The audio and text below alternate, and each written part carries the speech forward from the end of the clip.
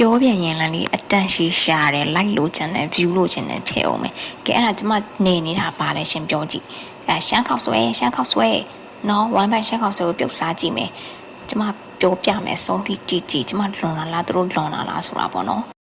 ကျမရီရှမ်းခောက်ဆွဲလားပဲခောက်ဆွဲလားမသေးခွေပေါ့နော်ကဲဒီမှာမသိကြတော့ကျမပြုတ်မယ်ပေါ့ရှင်ကျမရုံးကဒီထိုင်မှာကျမဘိုက်စာနေရတယ်ကျမဝင်လာခဲ့တဲ့ ready made ရှမ်းခောက်ဆွဲထုတ်လေးကိုကျမပြုတ်ဝင်ပေါ့နော်အဲ့မှာသူ့ထဲကပါဝင်ပစ္စည်းတွေထည့်တယ်ပေါ့ရှင်အမှအနှစ်ထုတ်လေးဖောက်ပြီးတော့ထည့်တယ်နောက်ပြီးတော့စီထည့်မယ်နောက်ပြီးတော့အပေါ်မြေပဲဆန်ဖြူးမယ်ပေါ့နော်ကျမစားကြည့်လိုက်တဲ့အချိန်မှာလေဘလို့ပြောပြရမှန်းကိုမသိတော့ပါဘူးရှင်ဘိုက်ကစားနေတဲ့အချိန်မှာနဲ့ပစ္စည်းက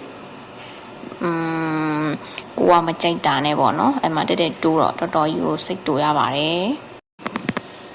ကဲဒီမှာကြည့်ပြုတ်ပြီးသွားတဲ့အချိန်นี้ရှမ်းခောက်ဆွဲလားပဲခောက်ဆွဲလားပြောကြည့်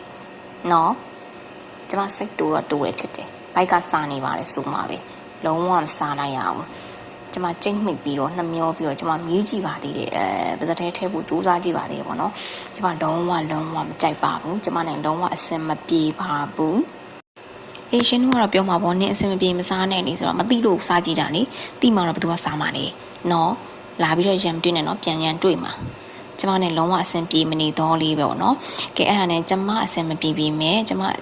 ရုံးကအဆင်ပြေတယ်ကျမရဲ့တငယ်ချင်းတယောက်ကတော့စားပါတယ်သူကျမပြုတ်ထားတဲ့တအူးလုံးကိုသူပဲစားသွားပါတယ်ကဲအဲ့မှာသာကြည့်တော့သူစားတာကိုလိုက်ရိုက်လို့ဆိုပြီးထွက်ပြေးနေတာပါကျမအဆင်မပြေဘူးသူပြေးပါတယ်နော်ကျေးဇူးတင်ပါတယ်